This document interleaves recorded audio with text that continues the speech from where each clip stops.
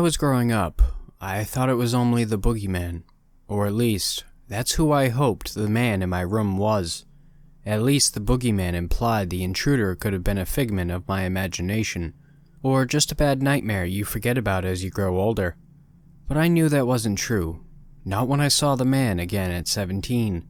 In a sickening epiphany, that's when I realized the gas mask man was real. You see, he wasn't a werewolf or vampire. No, my creature of the night was a man of average height and weight, if he even was a man, that is, after all. There was no discernible features, not when he was covered from head to toe in a black rumpled suit, the type of suit a businessman would have worn in the late 1960s, like a madman prop. Only my Don Draper wore a gas mask rather than a handsome face, one of those antiqued bulky gas masks as well. Like a robotic soul, the mask was cold and emotionless, and its bug-eye lenses and sideways canister from a snout made the man resemble a soldier from another planet. I first saw the man when I was 7 years old, back in 1996. I was alone in my bedroom on a silent summer night, in a total darkness save for the glowing TV. Back then, I'd always kept the bedroom door open just a crack, just as a safety precaution for my neurotic young mind. Huddled beneath the blankets, I tossed and turned like a restless detective. Nothing could comfort me, not even my action figures or teddy bears. I guess I was an insomniac even as a kid. All I remember was turning and seeing the gas mask man standing in my doorway, like a gateway into a darker world. My bedroom door was now wide open, the mysterious intruder less than 10 feet away from me, dressed in combat boots and that baggy suit. His odd style wasn't commonplace for the time period, or any time period that I knew of. Like a steady soundtrack, the man's heavy breathing engulfed the room. Loud, ferocious breathing, as if he was exerting so much energy just to suck in oxygen, like his gas mask was an iron lung. The sound disturbed me and kept me in place. There in my fortress of a bed, all I could do was stare at the intruder, my young eyes full of terror. Somewhere between a wave and threat, the man raised his gloved hand. Even in the darkness, I could make out a flash of silver in his hand, a sharp blade. Gripping the knife, the man continued to look right at me, like a mad scientist studying a test subject. There was no warmth behind those gigantic lenses, just detached coldness. My lips trembled, but nothing came out. The entire bed shook from my cascade of convulsions, full of tears. My 7-year-old self was about to endure a nervous breakdown befitting a broken housewife. Still breathing like a dying robot, the man took a heavy step towards me. His sudden movement finally sparked my scared soul. "Mama!" I yelled at the top of my lungs. "Mom, help me!" The man never spoke to me, but he apparently knew English. With sneaky quickness, he disappeared into the hallway. His lumbering footsteps echoed towards me. I could still even hear the man's anguished gasps. Still crying, I screamed for Mommy and Daddy, and then finally, I heard Mom's dogs barking. The mutts got to me first, but I knew then it was too late, especially by the time Mom and Dad got there. The unsettling noises were long gone by then, as was the gas mask man. Regardless of how upset I was, Dad convinced Mom I'd just had a bad nightmare. I guess I couldn't blame her for going along with it. I was only 7 after all. This all happened during our first year of living in Tallahassee, Florida. Mom and Dad had a 3-acre yard out on the edge of town, a nice little brick country home. Flamingo figurines overpopulated our lawn, nice distractions from all the dog crap scattered about. A large forest ran out behind our spacious backyard. The forest's overgrown shrubbery and high grass, the polar opposite of my parents' neat trimmed lawn. We didn't have many neighbors on Old Brain Bridge Road. Like a pioneer family, we were all on our own, just us and Mom's 2 big dogs. Not that we were complaining. Mom and Dad always were the antisocial type, a stiff upper lip couple, even boring, bland clothes, bland faces. Neither one of them ever learned how to smile. Both of them allergic to affection. A rugged falcon's cap was always glued to my dad's balding hair. his eyes narrow and harsh. Mom wore her long brown hair in a bun, no effort ever made at losing her chubby physique. Not that it would have mattered. It's not like my parents ever had a sex life. God knows how they ever had me. I mean, yeah, I knew they loved me, but they were just so goddamn reserved, like stiff wax figures for what they thought honorable Americans should be. And over the years, I don't think my parents ever quite got me, or knew what to make me of their son, Ryan Hill. Unlike them, I was more adventurous. I didn't care for the solitude and idyllic country life, and I sure as hell didn't care about maintaining a prim and proper reputation. Like a child of the city, I enjoyed going within tally, into the parties and nightlife. Of course, I never did anything too dangerous or dramatic, but still, I was an attractive 17-year-old gay man, the right balance between looking old enough to get drinks without looking like a bad science experiment, skinny without looking like a drug addict. I had short hair, a nice goatee, hazel eyes. I wore grungy clothes without being a slob. I guess I got around, but I had fun. A free spirit with a rebel's attitude. I didn't give a crap what people thought of me, and honestly, my carefree personality was my life support, my only personal medicine for handling the stress at home. Needless to say, my sexual orientation didn't make my parents happy, and like the ungrateful brat I was, I didn't make their lives any easier either. Looking back on it, I feel terrible now, but when you make your son and family prisoners to outdated ideals, what do you expect? Like an animal released from captivity. I just finally went nuts senior year.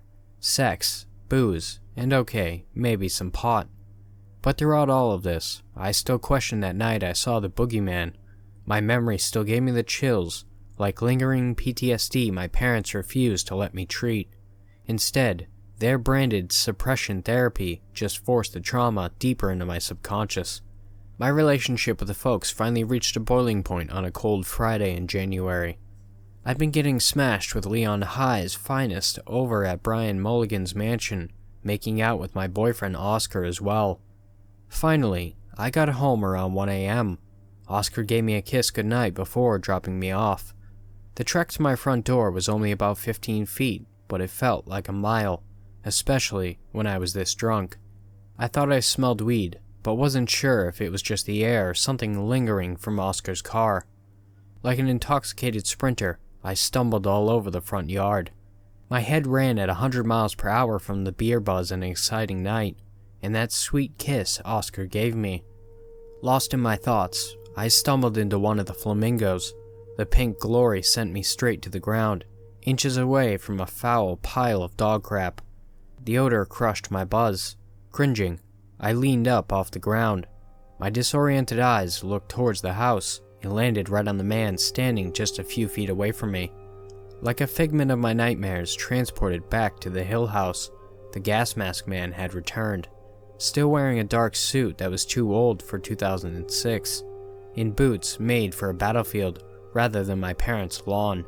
At least, that mask was protecting him from all the crap surrounding us like tombstones in a cemetery. The chilling wind and fear paralyzed me. I couldn't speak. Only a drunken slur of frightened noises emerged from my mouth.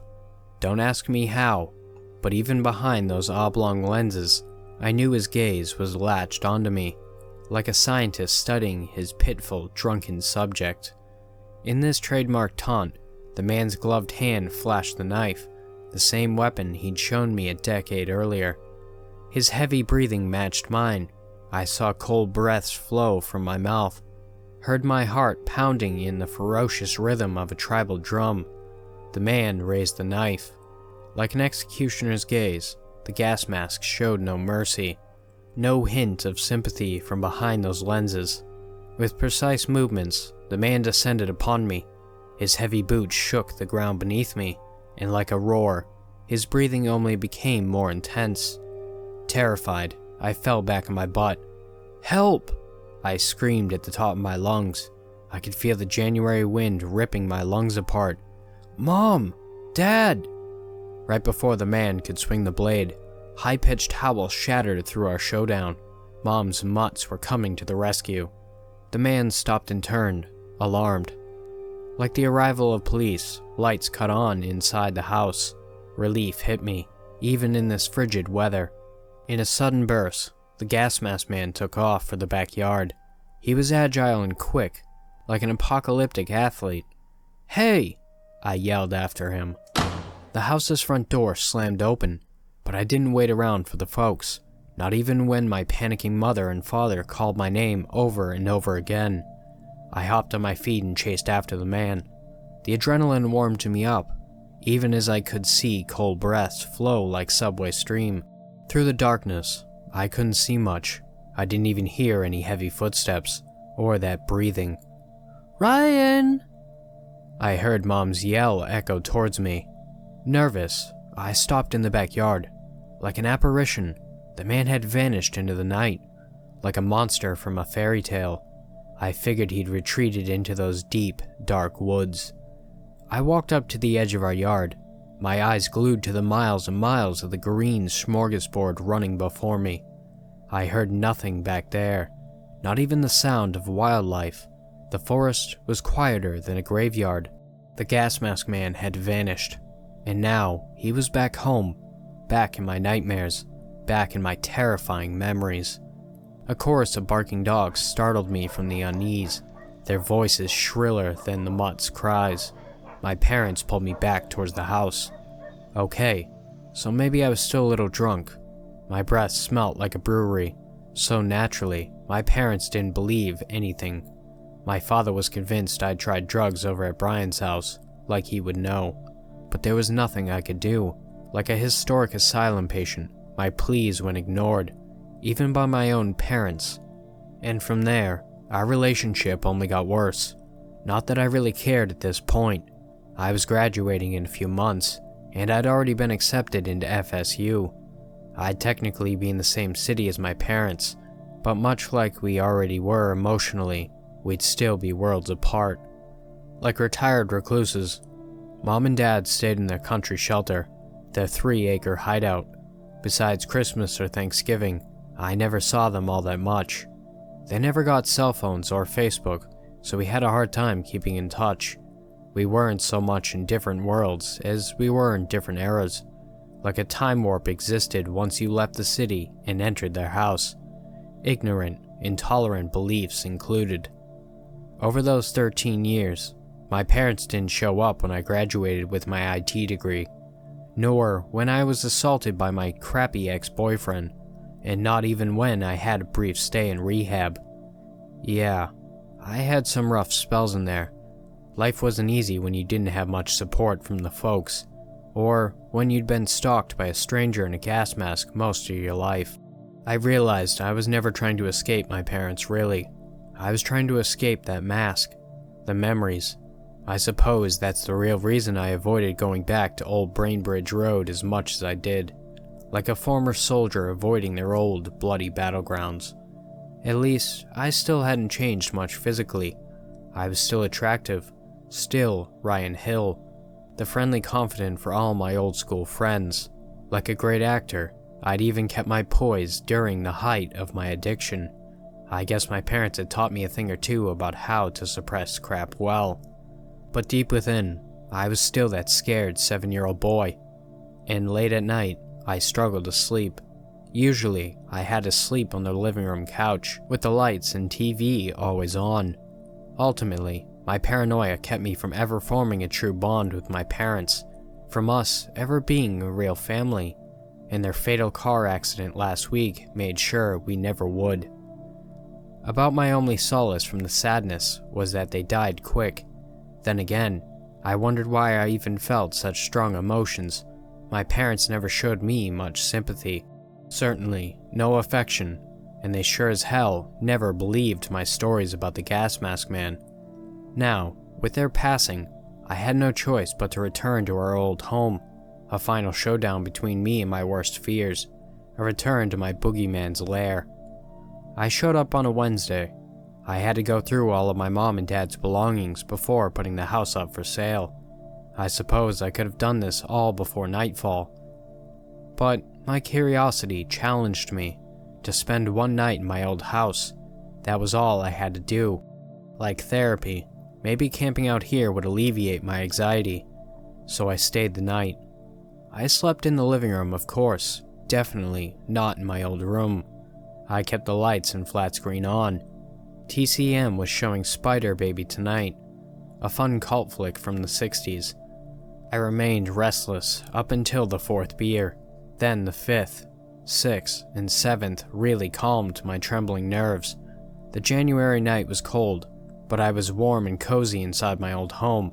After all this time, I finally understood the peaceful solitude my parents must have felt here, like being isolated in your own study, no one to bother you. Being back home felt good, honestly. Mom's quirky dog and flamingo figurine still dominated the place. Dad's falcon cap still hung up on the coat hanger. Their fingerprints were still on everything from the furniture we'd had since 1996 to the doggy cages they'd kept after the critters passed. The time warp was Mom and Dad's house. The time warp that was Mom and Dad's house still was in effect. The only catch was neither of them were here to join me. In the living room, I laid out on the lush couch. Windows scattered about, both behind me and across the room. The front door was just a few feet away from me. I was surrounded by flamingos. Mom valued those pink ornaments about as much as the damn dogs. Like a firing squad, my 7 Miller Lite cans lined up down the coffee table, right by the old newspapers and doorstopper-like movie books, and near another one of Mom's miniature flamingos. Drunk as hell, but too scared to shut my eyes for an intoxicated slumber, I went ahead and chugged that 8th beer. In a ferocious slam, I put it on the table. Yet another addiction to that line of Miller Lite troops. Beer number 9 was calling me, ready to go back into the kitchen. I turned, and then I looked on in petrified horror. Like a picture frame from my nightmares, the gas man stood behind a window. He wore that same suit. His 1960s dark suit was worn and weathered, but still going strong after all these years. Call it vintage even. The man stood still, even to be a statue. The man stood still enough to be a statue, but I knew better. I could tell his same cold stare was latched onto me, that same stare of a merciless scientist. Even though there was no way I could hear it in the house, the man's breathing crept its way back into my ears, like an evil serenade. Our intense eye contact had lasted for an eternity of a moment, like the minute a predatory beast finally comes face to face with their cherished target. Only, I wasn't sure who was who in this scenario. My breathing matched how rapid I imagined the man's was, especially behind that bulky mask. Through my intoxicated glory, I knew this was my chance. Right now, with the house all to myself, I could finally exorcise these demons once and for all. I went ahead and made the first move. In a ferocious burst, I leaped off the couch and headed straight for the door, faster than a motivated cop on patrol. Glancing at the windows, I saw the gas mask man take off for the woods. He wasn't even bothering to stick around this time. I guess it was easier for this ass to scare kids and teens rather than full-fledged adults. I ran out into the cold night, energized by adrenaline and alcohol. I could see cold air escape my lips. Like a long-awaited sequel, I was ready to confront my boogeyman. Only this time, I wasn't going to let fear get in the way. "Hey!" I yelled. Behind frantic footsteps, I rushed towards the backyard. The wind may have swayed those tall trees, but it had no effect on me. Not when I had the gas mask man in my crosshairs. He was now staggering with a limp. Those 10 years had hindered him, regardless of his boots and gas mask. Time hadn't been kind to the boogeyman. I could hear the man's breathing, a cross between an iron lung and a crashing heart rate monitor. Their breathing so anguished and out of control, much like the man's sloppy movements. "Come here!" I yelled to the intruder.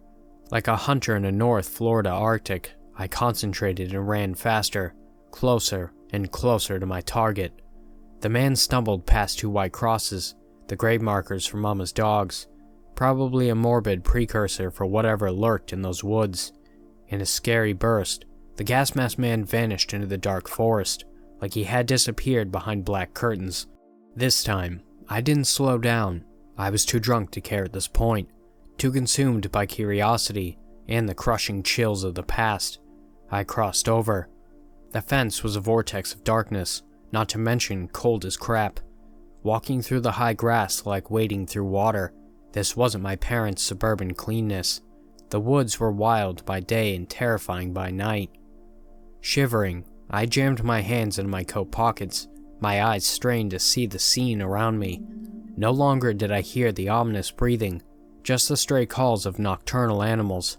I kept journeying through. Against the better judgments of anyone but myself, the soft dirt sunk beneath my feet. Like barbed wire, stickers stuck to my jeans, and I pressed onward. I went deeper and deeper, each footstep a risk I just had to take, the dirt moist and weak like quicksand. Picking up momentum, the wind ripped through the trees. Like a chorus, the ruffling leaves sang out to the night. The cool breeze froze me in place. My teeth chattered upon impact. I stumbled back, and rather than crushing dirt, I heard a loud clang, like the sound of a baseball hitting off a scoreboard. Only, it was my foot that made the noise. Nervous, I looked straight down. Even in the darkness, I knew this was no dirt or ant bed. Silver shined back at me, not to mention, I saw a crap ton of rust. I stared at the metal, confused, like an archaeologist who just discovered a forbidden tomb.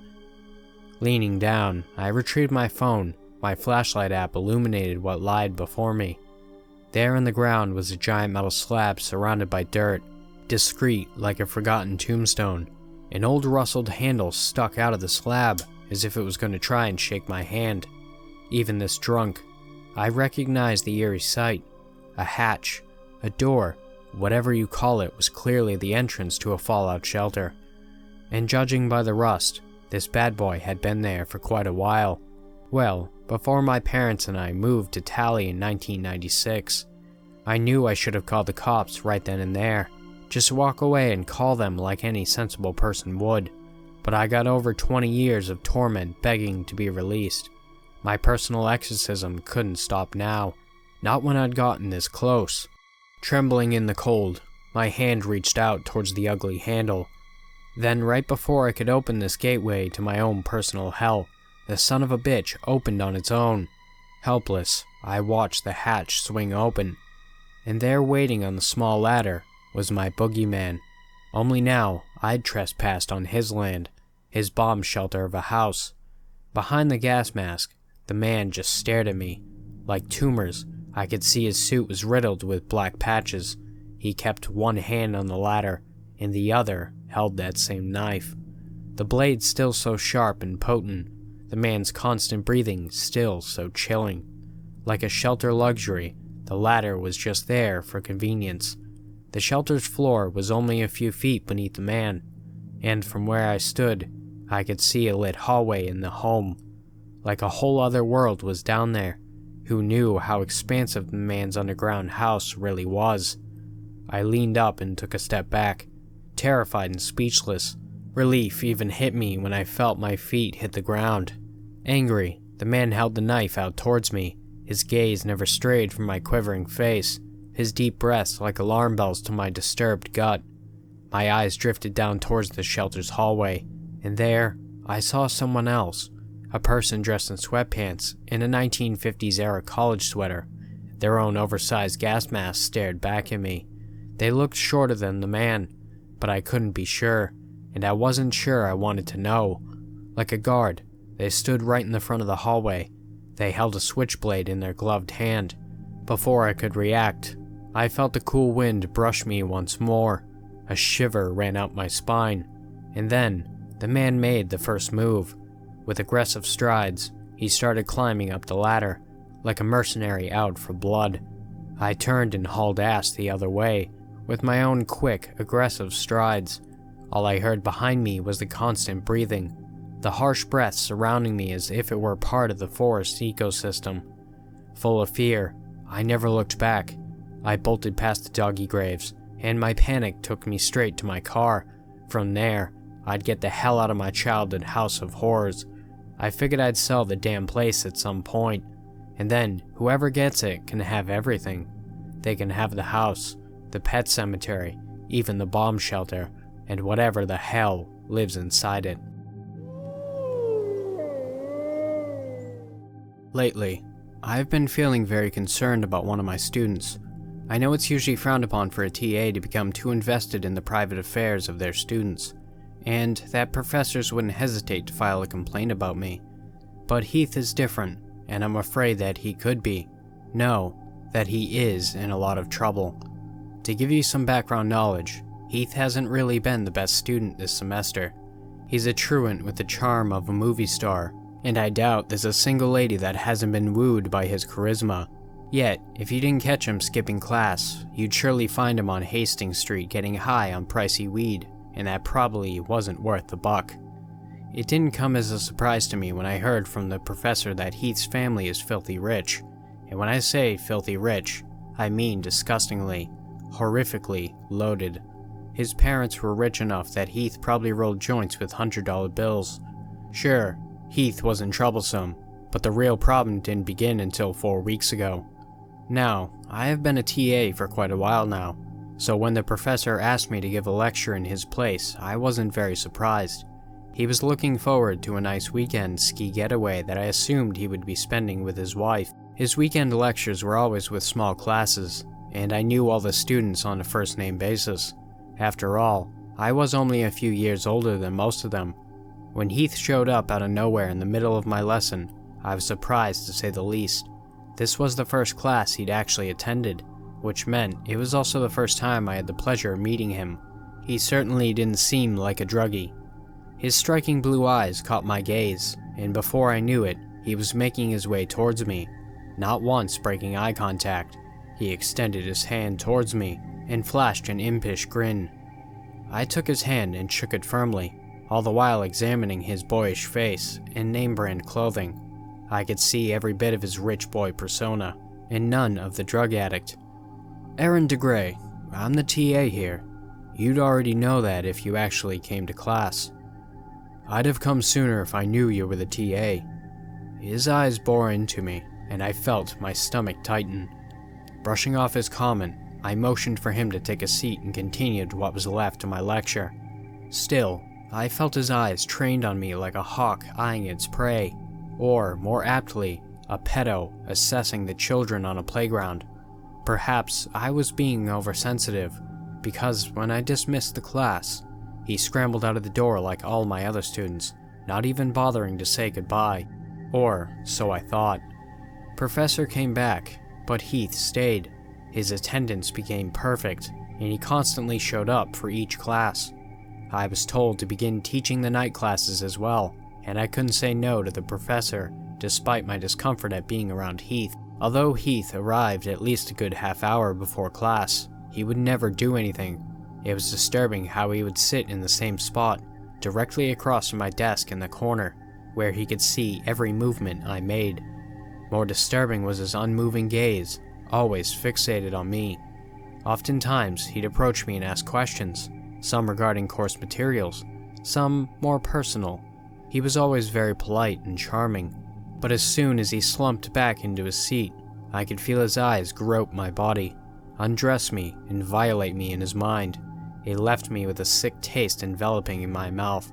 One evening, I arrived exceptionally early to class. The sun had just about to set. My roommate told me that someone had been leaving roses in our living room for the past week.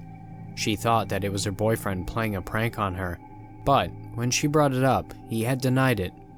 He didn't sound like he was lying, and Aaron, promise me you won't yell, but yesterday the roses came with something else. She tugged at the edge of her sweater and handed me a small Ziploc bag. It looks like... She whimpered and dropped the bag in my hands. My stomach churned as I realized what was in the bag. A used condom. "Why didn't you tell me earlier?" I could barely speak through my gritted teeth. "I'm sorry, Aaron. You seemed angry. I mean, you looked tired yesterday. I didn't want to get in the way. But I just had to tell you today. I'm leaving for Seattle tomorrow and I won't be back for a while. So please be careful." Whatever, it's probably a sick prank that Tommy's pulling, and just when he finally stopped calling me, remember to lock the door when you leave. And if you see my sick ex nearby, tell him I'm not interested." Shoulders tensing, I stormed off to the professor's classroom. Since I had arrived so early, I wasn't even expecting anyone to be there, so I settled down into Heath's regular seat. Admittedly, I was curious about what he saw from that seat. I muffled a cough when I realized that from his seat, he could very well see beneath my desk and presumably up my skirt. Then, my breath hitched. Slowly straightening my spine, I became aware that, contrary to my beliefs, I was not alone. Heath? My stomach lurched as I saw him slink out from underneath my desk. "Hey, Aaron." He grinned. I jerked out of his seat and nearly tripped, but he reached out and caught me by my waist, pulling me against his body. I noticed that beneath his expensive cologne that there was an unmistakable scent of weed. Crap, the cologne was overbearing. "Heath, get your hands off of me right now. I'm your teacher." I tried to shake him off, but he pulled me closer, his warm breath spreading onto my skin and hair. "Some teacher you are, Miss Aaron, teasing me every class. You think I don't notice the way you wear your slutty clothes around me? The only reason Professor lets you wear that skirt is because he gets a kick out of it too. Then, there's the way you bite your lip and look up at me when I ask you a question. Don't get me started on that. I bite my lip out of habit, and my skirt is only inappropriate because you spend all class trying to get a glimpse of my panties. Screw off, Heath." "But I thought you liked my gifts. Isn't that why you were sitting in my seat? I put a lot of thought into them. I asked you last week about your favorite flowers."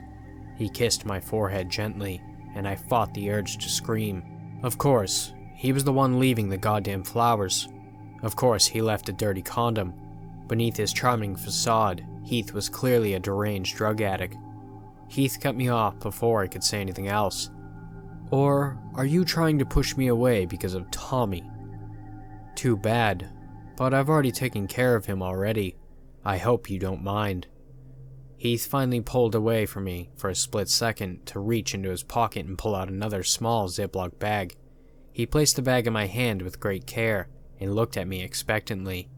I felt my head spin and I pushed down the bile building in my throat when I realized I was holding a finger that bared a horrible resemblance to Tommy's. "You sick person." My knees involuntarily buckled when I realized what I was dealing with. Heath was more than a horny stalker. "Don't be scared, Aaron. Come here." Heath stretched his hand out towards me, but I looked straight into his perfectly blue eyes. The last thing I remember doing was taking his hand and reaching into the pocket of my blazer. That was a week ago. Heath hasn't come back to class since. Professor hasn't mentioned it from what I've heard.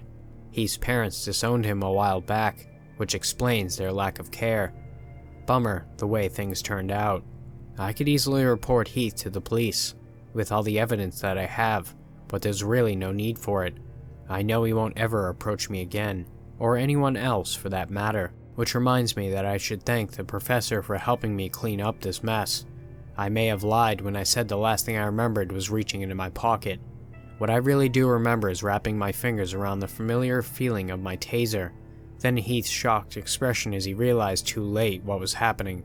I remember hailing a cab and laughing off Heath's unconscious state as him being too much of a lightweight. I remember dragging his body into my room, and I remember how we woke up terrified right as I finished strapping him to my desk. I remember the fear and dread in his striking eyes as I gently trailed my knives over his skin. I remember the ripples of cherry red blood that trickled from the tiny lacerations I made. And finally, I remember his eyes going blank as I gouged out the only useful things he had. I don't miss Heath. I can still smell his cologne. I hear his muffled screams. He was despicable. He was despicable anyway, and the thought of any other girl falling into my possession sickens me. The only thing I really liked about him were his eyes, though I don't miss those either. After all, they're mine now. Perfectly preserved, icy eyes that I can look at whenever I want to. He should be thankful that he can look at me whenever he wants now as well.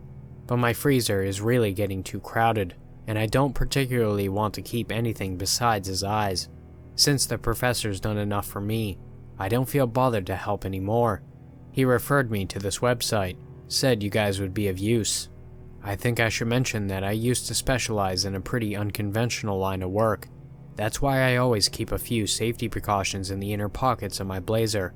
Unfortunately, I was fired about a year ago for violating conduct and lost all my connections, except for Professor, who offered to let me become his TA at the university. So, do any of you guys know good organ traders? My last dealer blacklisted me after I was fired, and I'm running out of time. My roommate comes back in a couple of days. I'm concerned that Heath's organs may be rotting, and that means trouble. You see, his frequent drug usage took a toll on his stomach and lungs, which is rather disappointing. I'm concerned about how much his value is decreasing each day, but at this point, I'm willing to sell for a lower price. Please don't hesitate to contact me. I am very friendly. Newton, Georgia is a small town near the Alabama border, less than an hour away from Stanwick, my husband Robert's hometown. Newton's your typical one Walmart, one high school town. People are friendly, and every November, the weather starts getting a little cooler. But there's also quite a bit of history in Newton as well. Some of it ugly, some interesting. But recently, we've started getting some new history in this small town. A dark notoriety. You see, Newton was a quiet, all-American town. Well, before it became home to the Stalker. The police and press don't know anything about the killer. For all we know, the stalker could have been male, female, whatever. It didn't matter. There were no clues, just a bizarre MO. A victim that always went missing in the daytime. All of the victims were suspected to have been taken during the day, morning, afternoon, or evening. It didn't matter to the stalker. And then, like clockwork, the bodies were found a little less than 24 hours later. Always in a remote location, always in the daytime. It turns out the stalker was a pure sunrise, sundown serial killer. The murders had been piling up for about a year now. A year of panic and turmoil. And yes, the media went nuts. We had national and local affiliates patrolling the town like a swarm of buzzards, all of them rude as hell. I dealt with the chaos for a while. After all, I was one of the local beat writers for the Rockdale Citizen, our bi-weekly paper. Well, I should say I was a writer for them. The intrusive invasion of all these other pretentious reporters killed my action. All anyone ever wrote about was the Daystalker, and these national writers all had a hell of a lot more resources than I did. Way more. More ways to BS the lack of information at least. And since I didn't cover sports or local history, I was among the first of the Rockdale casualties. So, I was laid off a few weeks ago. I guess Rockdale figured they let the big boys cover the Daystalker. I was expendable. Well, whatever, screw them. I didn't need that crap paper. I had a degree. Robert made good money on the police force. Me and him would still live in the heart of Newton suburbia. Only now, I'd have more time to write. Yeah, that's right. Local Newton reporter Michelle Lenz was now going to become a world-famous novelist. Or at least, I was going to make my umpteenth attempt at it. Most importantly though, I now had more time with my son Billy. Billy was 8, and scared by the stalker coverage. I couldn't blame him considering the fear that swept over the community like a thick fog. And like in a thick fog, we couldn't see who the killer was. We didn't know who'd be next. And even in the daytime, we had no idea when the stalker would strike again. Regardless of all the press, us Newtonites felt totally isolated. Nothing more than helpless pawns for this exploitative news story. During the long layoff, I spent more time with Billy. I think having me around comforted him. Gone were those long work nights spent at the office or covering local elections. Crap, I couldn't even pick Billy up from school on time without having him wait around over an hour like an embarrassed orphan. Now Billy and I were closer than ever. While Robert was stressed and overworked with other officers, I became like both a mother and a father for Billy. Both a nurturing mama and devoted daddy. We'd even play catch together in those cool autumn evenings. From what I saw, my constant unemployment gave Billy constant reassurance. Constant safety from the plague of unease brought upon us by both the Stalker and the stifling media. Everything in Newton was so tumultuous nowadays. A feeding frenzy of news cameras and anchors. They made it tough to do anything in our little town. Traffic got congested, crowds conquered the city, and of course, putting Billy to sleep was harder than ever. With Robert gone most nights, I was always there at Billy's bedside. A lot of nights I even fell asleep lying right next to him, a Scooby-Doo book usually on my chest. And tonight was no different. There we were, lying on his bed, in Billy's bomb shelter of a room. There were shelves of action figures, the Scooby-Doo dolls, and countless comic books. Billy was interested in the scary stuff, just not old enough to handle the real disturbing stuff. In his room, Billy cowered beneath his Superman blankets, like a terrified soldier hiding in the trenches. I could sense his unease, his trembling timidity. Billy's nerves, yet another victim of the Daystalker. But I was there, by his side. I held Billy close, my arm draped around him like a shield, all while reading him the latest adventures of Scooby-Doo. The illustrated monsters provided us a safe spookiness from all the all-too-real horror-conquering of our small town. As I finished the last page, I looked over and saw Billy's eyes glued to the window, perpetual worry on his young face. I squeezed his shoulder. "Hey," I said in a soft tone. Startled, Billy looked at me with quivering eyes. "It's okay, Billy," I comforted him. "But what if he's out there?" Billy asked in a low voice. His nervous gaze drifted back to the window, to our backyard. The lightning outside illuminated the small yard, a perfect lawn I'd kept pristine due to all my free time. Even the shed out back looked nice. The opposite of dilapidated eyesores that most of our neighbors had allowed theirs to turn into. I closed the book and laid it on the nightstand. I could see it was going to take more than Scooby-Doo to ease my baby's fears. "He's not, Billy," I told him. Ever the caring mother, I leaned in closer. "I promise." Billy faced me. He could see the confidence radiate off my warm smile. "He won't get you at night," I said to him. I rubbed Billy's shoulder. "The Daystalker only comes out in the daytime, remember?" "Yeah," Billy said, his voice still full of trepidation. I kissed his forehead, like a lifetime mom's kiss, only mine was sincere. "You're safe at night, sweetie. I promise you, you are." Silent, Billy just looked at me with his big, bright eyes. "Ain't no one gonna get you," I continued. I pinched Billy's cheek. "Not as long as I'm here." "But what about the daytime?" Billy asked in a tremble. "What about it?" Like a paranoid scout, Billy stole another glance out the window. "What if he gets me in the daytime?" Grinning, I pulled him in closer. "Sweetie, you'll be in school." I followed his gaze out the window, out at our lovely lawn.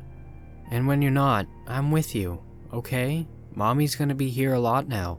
I'm gonna take you to school and take you back home." My playful hands threatened to tickle Billy. He couldn't help but laugh as he leaned in towards me. The chuckling alleviated Billy's scared state, music to my desperate ears. "Mommy's never leaving you, baby," I reassured him. "I'm always with you, remember that." "I know." His lingering smile relieved me. Even a weak smile was better than seeing your 8-year-old son so dominated by unease. "And Daddy will protect us too. You know he's tough. Like you." With the confidence of Wonder Woman, I strengthened my hold on Billy, showing off my physical and emotional strength. "You got that right." Right before I could give him another kiss, Billy's small hand blocked me. "But Mom..." "Yes?" "What about Jody?" he said, his voice a mere whimper, like he was asking a question he wasn't sure he wanted the answer to, like he didn't want the answer. "Jody?" I asked, keeping my smile. "That girl from school." "Yeah." He peeked out the window. "I'm worried about her." He faced me. "Is she gonna be safe too?" Supportive, I cradled Billy in my arms. "Yes."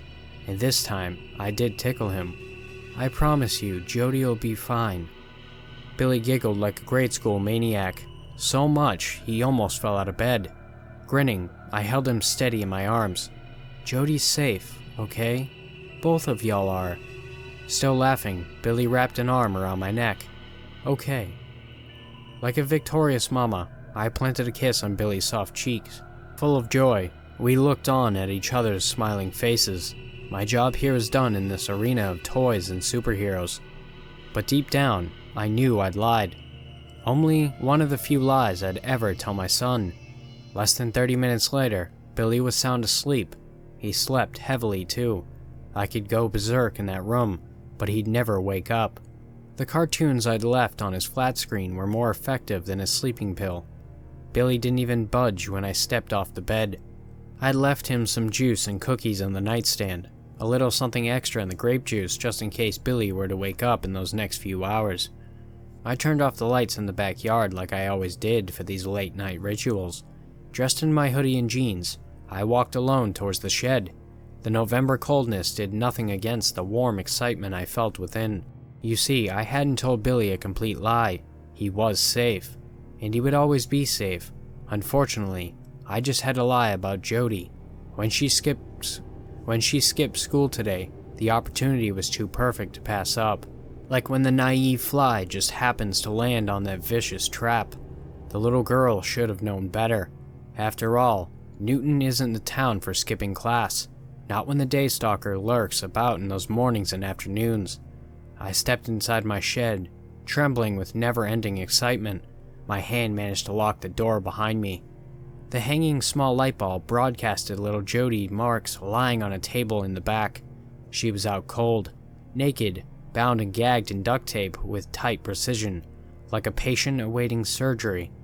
Only there was going to be no drugs to ease the pain. I'd awaken her soon enough. I always woke them up before I got started. Behind her awaited all my tools, items on the pegboard and shelves, knives, spades, hammers, all sort of vicious weapons, all at my disposal. My exhilaration warming me from the shed's coldness, I walked up to my arsenal of weapons. My eager eyes scanned each and every one of them. My touch caressed them. There were so many choices. Throughout my pre-game ritual, I realized no one in the media would ever know that forcing me out of Rockdale had only increased my reign of terror. Back when I was working, I had a tough time with the schedule. Balancing being a mother, wife, reporter, and killer was tough. But now, well, I had all the free time in the world. While Billy was in school, I had all day to do what I wanted to do, to indulge in my sick pleasures. And tomorrow, after dropping Billy off, the police would discover what was left of Jody's body. Like a musician releasing a surprise album, I'd dump her corpse somewhere to continue the circus, my world tour of slaughter, and everyone would still fear me. They'd still be terrified of the Daystalker, and through it all, Billy would always be safe. That much was true. Our relationship would never suffer. I may hurt others, but I'd never dare hurt him. I love Billy.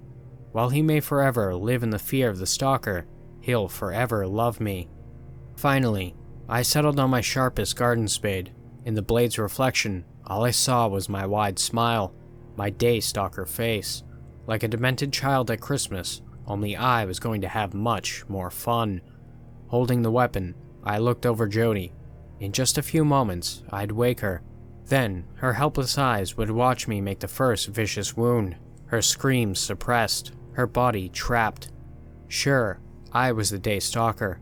I collected my victims during those long afternoons, and I'd dispose of their body early in the morning.